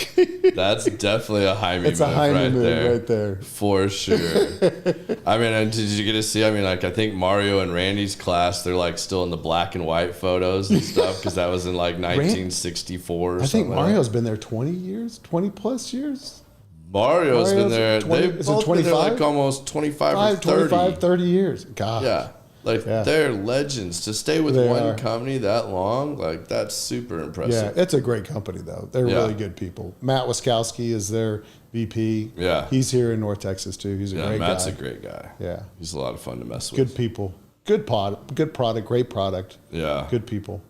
Yeah. So who do you think is, like, the big up-and-comers right now? Like, who are you seeing really, like, do interesting new things in the industry? Because, I mean, like, valet living's like a amenity for they're moving a lot of they're moving what are the new amenities you're seeing? Like, what do you who do you see they're really doing it. They're moving into the turns business a lot. Okay. Yeah. So they've been purchasing a lot of the turns companies around the country, and so they're expanding that part of their business a lot, just to where the management companies can outsource it and have a nationwide platform to outsource. I love that because I hate doing turns. It's not a fun experience. It's not fun, and there's no money in it. No margin. There's no margin. You got to have all the guys on staff, and you got to do a shit ton of those things really fast. And the callbacks and everything people want. You can't have callbacks, or you won't be in business doing turns. Yeah. So that's a niche that they're really trying to fill. Of course, they're going to have to increase the margins to be able to do it right. Okay, for us people that don't know, what is a turn? A turn's like, say you give up your apartment and now they're going to get it ready to release, where they come in and they like change out the carpet, they paint it, they maybe upgrade the fixtures and Turn stuff it like for that. the next person. The things that they haven't done while you were in that apartment for 2 or 3 years, you come in and do all things, change light bulbs, make sure it's ready for the next tenant that's going to come in. So the person that does this, is this the person that just goes in and kind of sizes the place up, see what needs to be done? Is that the job? It depends on the management company. It depends on the company. It could be the maintenance guy. Yeah. It could be a combination of the maintenance guy and the manager and trying to get a bunch of vendors to do it. But what this company's doing, and there's a lot of companies out there that do it. A lot of construction companies do it. That will they'll turnkey it for you. So you just say, hey, I've got these 3 or 4 units. They need to be turned. You already know what their standards and expectations are. And then they basically outsource it, give it to you, and you've got your painters, you've got your. Then you project manage that. And you do it. Yeah. Okay. Same thing too. Like maybe, but you do it quicker because in the multifamily industry, every day that a unit's not leased, that's money lost. That's money lost. Correct. Yeah. And they also maybe like they've started upgrading their units, and maybe they've picked out a new appliance package, a new fixture package. So that way you can update this one. So the only time they do that is as the unit is turning. That makes sense. Then they have this set package, so they'll give you this like pro forma package that like here's all the fixtures. They're with maintenance supply. Here's the package. Chadwell, what are you talking about? Chadwell. Yeah. Here you go, see? Yeah. So you get all these packages of whoever their vendor is, and then your bid is usually they supply. That's my biggest problem with doing them. They want to control the supply of the materials, and then you go in and install that and do that. Well, that's why I hate doing them, is because you take away my leverage. Yep. Because if you, Biz, own the property, and you have this agreement with Bob from Chadwell to supply all your stuff, and if I don't know Bob and you tell me, hey, Garrett, you're going to come turn these 10 units, you're labor only, I'm going to supply all the materials. Well, then when I get there, all that stuff is supposed to be there in the unit for me to just install. It never works that way. Unless it's with Chadwell. Unless it's with Chadwell. There's always something there. missing. That's not there, back order, There's always something missing from your package. Well, if I try to call Bob and I don't know Bob's not giving me any priority, and now I've got you, the property owner, going, get this done. I need this unit. It's being rented tomorrow, and I'm like, well, call your boy and get this figured out, like, because I don't have these parts I need. So I just only am going to work with Chadwell then. That's all. I'm the boy, right, Biz? Yeah, so you're the guy that's going to come back. I guess you don't never get those phone calls like that because it's always no. Chadwell does it right. Yeah, fulfill rate is about 100%. We're an inventory management company. We actually inventory. That's a big part of what Chadwell does. Yeah. But I'll come to your office and we can. Yeah, definitely. And talk about a program where we can put together for you guys. That'd be awesome. I'm down anytime to hang out with you. Rolling in right the sales thing right there. Yeah, there you go. Oh, we've got a new sales guy too, so I mean, you guys can network there too. Heck yeah. You probably know him. Oh yeah. You know Brandon. I know Brandon. Yeah, he's been working out. That guy's freaking. He's muscular now. Do you see him? I didn't know Brandon before, so I mean, I don't know that I have a comparison. Yeah. But yeah, I mean, he's in shape. I mean, he posts selfies at the gym all the time and stuff like that. His arms gotten a lot bigger. Getting yoked in there. I mean, he's single, so I mean, there you go. That's what happens when you get single. Start going to the gym a lot more. Yeah, getting all buff and stuff in there. See, Brian Freese even giving me credit. He said Chad Pax is the way to go. Oh, I love Brian. So I guess Brian's a Chadwell guy. Here's to Brian. Yep. Cheers to the B Freezy. No B bombs though, thank God. Yeah, so Chad Pack is another industry term where Chad Pack is where we take all their items for that unit. We pre-count everything. So we go in and count every single outlet for their cover. We count every single door handle, if it's a privacy, if it's a lock, if it's just a passage, lights, everything, and for each unit type. And so when Garrett calls me and says, hey, I need 3 A2s, which is a unit type, and 4 B1s, whatever, which 2-bedroom or whatever, we already have the counts, and we ship a pack with everything they need in it and goes right into the unit. So when I sell my partners, Bill and John, on that we're going to start doing some more turns possibly, I mean, I have it on record now that Bob said my packs are never going to be short. And you're always there. Is on point. And it's always there. If we rewind it back, I think we said we strive to be 100% fulfillment rate. Okay. Is what the term I don't have that little flag throw for the replay, call for the replay. DJ Biz, can you run that back real quick for me? Let me go ahead and just rewind it real fast. But yeah, our fulfillment rates are pretty darn high. So, all right. But because we'll take that inventory once we know what it is, Yeah. and we'll stock it in our branch locally, and then we'll pad it by 30%. So it's not taking away from our normal inventory. Yeah, I mean, I'm sure you guys are really good at that. Like, I mean, I'm not the people who run. Yeah, but I'm just saying, like, typically my experience, like, you know, the first one I ever did, and I don't remember who the supplier was, and even if I did, I wouldn't say who it was. But when I first got in with Lincoln, when it was still Lincoln before they were Willowbridge, that was my in. I had to do a bunch of turns on this property where they were struggling, and that was the biggest nightmare on my end because every time some little part was missing that was crucial. I mean, like, I don't have enough doorknobs. You can't turn the units. I can't turn it over. No. And now on my end, I got to do another cost sheet, a change order, or supplement to them again and say, all right, here's another $50 because I had to send my guy back out to install a doorknob. It's the time. It's the time. And it's, you know, all the extra work. Like, some people think it's, oh, we'll just call Bob and you get a doorknob. Well, no. Now I got to write up another supplement. I got to do another cost sheet. I got to send it to the client. I got to get approval for it and tell them why they're being charged, even though it's part of the original package.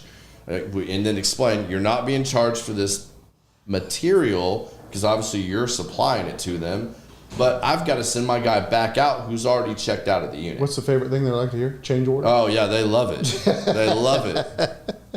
You know, that's why I use the word supplement a lot more now. Like, that's the thing you learn after a while. This is a supplement, you know, not a change order. It's not. We're not changing anything. This is a supplement. You can approve it or not approve it. It's your choice. It is what it is. You tell me. Oh, God. Because did I execute what's on my original scope? Yes, I did. But this, if you want this, that's a supplement. Oh, yeah. So you gotta learn your words sometime. Learn the verbiage. Yeah. Like Biz says, you got to know the lingo. Yeah, and don't use the acronyms with everybody. No. Well, man, I'm really glad you came and sat down with us. This has been a lot of fun. It's been a blast. Yeah. Well, there's two things we end every show with, so now I got to put you on the spot again. Or unless you have any more questions for me. No, I might think, it depends on what your question is. I might come with something. You might come back at me with one? I like this. I like this. Feels like I'm sitting with Mario and Randy again, grilling me back. But that's always fun, too. First question. If you could give your children one piece of advice for the rest of their life, what would that piece of advice be? I've already given it to them. Can I go with that? Share it with us. Can I go with that? And it's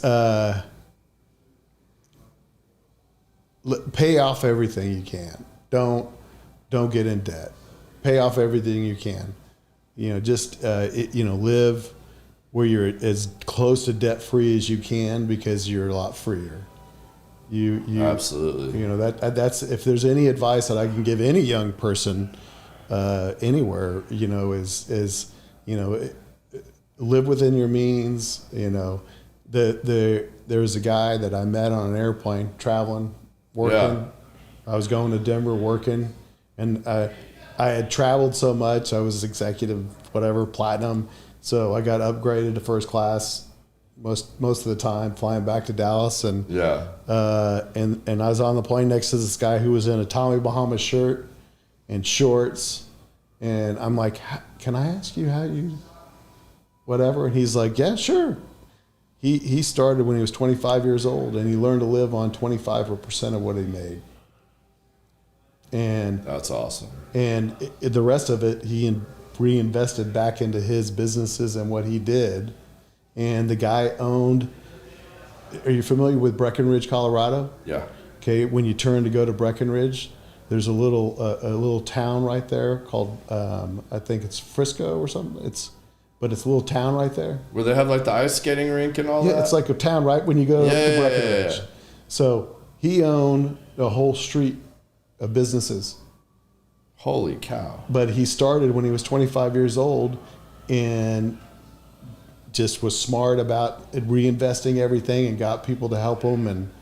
And he worked, I think, until he was 35. 40, and he retired. That's amazing. But because he learned to live on 25%, that's like way hard to do. That's way hard to do. Yeah, that's. But if you can learn to live on, 50% of what you make, and just don't, and reinvest that money in a safe place, and always have, money available. And then if you're not spending, if you don't have a huge house payment, and if you don't have a car payment, you can go on a nice trip. Well, how have you looked at investing? Like, how have you taught your kids, or how have you looked at that? How have you educated yourself on investing? Really not. Like, I try not, don't have credit card debt, pay off my credit cards every month, pay my credit cards off. Yeah. And I've got a low house payment because I've lived in that same house, and houses are crazy right now. Yeah. I had my truck I just bought a new car, but I had my truck paid off for 5 years. But you just try to live within your means. I don't always take my own advice, but yeah, I'm doing good. I'm doing all right. But, I'd want them to do better. Of course, you want your kids to do better than you did. But that would be the biggest advice. I just remembered something I have not touched on yet that I definitely need to ask you. Oh, and Randy says, looking good, Bobby D. I love you, Randy. Yeah. Now you get on here and start chiming in, Randy. Where have you been? You're supposed to be on here giving him hell for a while. I want to know how you know my new buddy that I had on here not too long ago, because when he asked me how I knew you, my first question was, wait a minute, how do you know Bob Duff? Because you're not in multifamily, and I can't picture you doing this. I'm scared. How do you know Josh Strasberg? Oh, my God. My boy, Jesus in Jiu-Jitsu. I hear you guys are pretty tight. I hear you even, helped him move equipment from his gym to his new gym. I did. In the Colony. Where did you run into him? Hey, man, I know people. That's my job, is to know people. So Josh is a great dude, and we've become fast friends. He's a guy that one of my buddies in the bourbon world introduced me to, and he came and did a podcast with us. You know his brother, too? No, I just know Josh. Yeah. So Marianne and I started kickboxing. You know where the Drunken Donkey is, right? Yeah. Right next door to the Drunken Donkey. It's damn near just down the street from my house. Yeah. I know where he's at. Yeah, so we started kickboxing when they first opened that place. Okay. Yeah, and we got to know him and his brother, and so he opened the Denton location. Yeah. And so I helped go lay down the everything and just embrace those guys. They're great guys, brothers. Very cool dudes. Great guys from Louisiana, I think, or Memphis, yeah. Yeah, Memphis, Tennessee. They're great guys, and we really supported them, and because we went through whole COVID, everything while we were. And Marianne and I, who's the better kickboxer? My wife is by far. Yeah, I like to think I am, but she's way. So do you do the jiu-jitsu with him too? No, or just kickboxing? No, just kickboxing. That's what I said. I said I'll pay money if you send me a video of Bob Duff. Those guys are rolling on the mats. I will pay money. Those guys are badasses. And he's like, I can't do that to Bob. No, those guys are badasses. They're really cool. They're extreme badasses. Yeah. I mean, their kickboxing gyms are awesome. Yeah, they do a great job. I mean, it's very entertaining. It's 45 minutes. You get through. You're never bored. Every 30 seconds, you're changing. Marianne and I absolutely loved going there. How long have you been doing this? We changed because we went to something really close to our house now, but we went there for probably 4 years or something. Yeah. Okay. And we were, I got to tell you, I was in the best, and this is all to them. I was in the best shape of my life when I was doing kickboxing consistently with them. Yeah. And their program, and they made it fun. Yeah. They made it a lot of fun. Yeah. Music, a bunch of music, and it's every 30 seconds you're doing something different. Yeah. You're on the floor, you're using the bag, you're doing, all the different combinations of mountain climbers and sit-ups and push-ups and. I think I'm gonna try that again before I try jujitsu again. My older brother owns a jujitsu gym, and he hammers me trying to get me in there. Yeah, Randy, I know. I want to see Bob in a gi too. Like, I want to see Josh like choking him out or something. I thought I was gonna get a really good video. I'll go. I'm up for it. I'll do it. Right. I did Taekwondo. Maybe we'll get my brother. We'll go do a class together at my brother's place or something. Or maybe we'll go do one with Josh. I did Taekwondo when I was in high school. Okay. My best friend was a brown belt. Yeah, I did Taekwondo for a little while when I was in like junior high, elementary. I'm not as flexible as I used to be. Oh God, no. That's like my brother tried to gas me. Like grappling, it's fun. It's good. That's good stuff. It's a hell of a workout. I can tell you that. Yeah. Especially like my brother's place because they're. That's so funny that you. It's changed a little bit now because they used to be a little more MMA focused when I first met my older brother. I don't want anybody hitting me. Yeah. I'm not into that. No, that's what I'm saying. But like these Brazilians and shit, man, they want to train like they're in the jungle, man. It's like 100 degrees in there and you're dying. Yeah. But it's changed. It's way more family oriented now. SIA Academy in Plano, they're awesome. I highly recommend it. But yeah. So who's your brother? Your brother's my older brother. Yeah. He's a jiu-jitsu instructor and has a gym? No, he's not an instructor. He's gonna kill me for this too. He's probably listening too. I think he's a blue belt. I don't know how much of a practicing blue belt he is these days, but he is a blue belt. I'm way more scared of my sister-in-law than my brother, for sure. Like, my sister-in-law is a badass. Like, we were on a family vacation in Aruba, and I woke up in the morning, went down to the beach, and her and two of my nephews are full-on doing jiu-jitsu on the beach. Oh, so she's a jiu-jitsu. Oh, yeah, she's from Brazil. Oh, wow. She was raised doing this shit. Like, yeah, I'm way more scared of her than my older brother. I mean, I feel like I could get lucky with my brother and, like, still pull something off, maybe. But, like, her, no way. Yeah. No way. She'd have me knotted up in 2 seconds. You blink and they're, like, behind you. Oh, yeah. And you have a pretzel. For sure. For sure. For sure. Like, that's not even a question. Okay, so jiu-jitsu in Aruba. That's our next trip. I'm down. Woo, I love Aruba. I go just to go. Aruba's got to get rid of them stupid roundabouts. And that's all they got. I love it. Up everything. You don't see any car accidents. Well, they got to get their airport figured out. Like, their airport sucks. You just walk out to the plane. There's no... If you know that if you're, like, TSA approved, you can walk all the way past that, like, 5-hour line when you're there 3 hours You got global entry?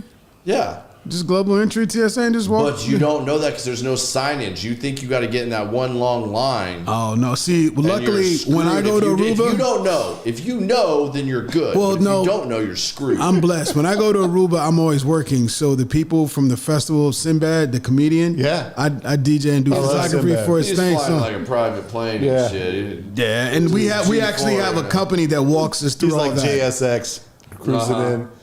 Have you done that yet? Yeah. My wife does that. Yeah. I'm doing it for the first time to go to Vegas this weekend. Great. JSX I heard is great. It's awesome. It's cool. You ain't got to go through TSA and all that. They go to Cabo, too. Yeah. Oh, man. And they go to some of the ski resorts, too. I think Vail, or you can fly in with JSX. That's a great... I can't wait. Hey, we should be getting, like, paid for JSX right now. I know. I need some sponsorships here. Like, these people need to know. No, Marianne loves the JSX. She's always, like... All right. Right at the end, flying in. Well, that's what they told me. Like, so you only have to be there like 15 minutes before your flight. Oh yeah, Marianne. Uber to Dallas, Loveville. Oh, you walk in. Her Marianne's a flight attendant. Because they were using it so much going back and forth to Houston. Knows her and has her cell number, and we text her and say, "Hey, I got your gin and tonic ready for you." That's next level. Yeah. Marion's a bigger baller than my Bob. wife, Marianne Duff, is a baller. She might even outdo Mario. She outdoes Mario. Mario would be jealous. That's awesome. Yeah. All right. Well, we got to wrap it up. So now you get the last question. I had to ask you about the kickboxing though, because that blew. Oh, that was great. Yeah. Yeah. And Josh would have killed me if I forgot to bring that up. So, show's called Common Sense. Yep. You get your chance to share Bob Duff common sense with us right now. It could be about anything. Maybe it's something I didn't ask you that you wanted to be asked, or just something, you know, you want to put out there that's Bob's common sense, your 2 cents. Well, I hope this common sense has been told before, but and I'm repeating it from someone else. But to me, it's like the most common sense thing ever is treat people the way you want to be treated. Absolutely. Yeah. Be nice to everyone around you. Get up every day with optimism that it's going to be the best day of your life, and go make it happen. You get out of life what you put into it.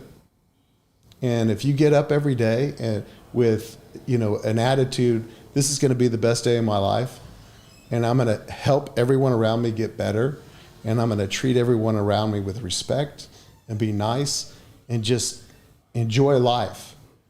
Absolutely, man. That's great advice. That's great advice. Good? Yeah, that's solid. I mean, maybe we should test out what they were telling us to do, Biz. Maybe we should let all the people listening vote on how much common sense they think Bob has. I don't know. I feel like he's got an unfair advantage because half his family's on here. They're going to go. Maybe Jaime and Randy will jump in and be like, he's only got like 2 cents. He's full of crap. Yeah, he's full of shit. No, but man, thank you so much for coming on the show, man. It's been a lot of fun sitting down with you. We'll have to do it again. We're actually going to do one of these.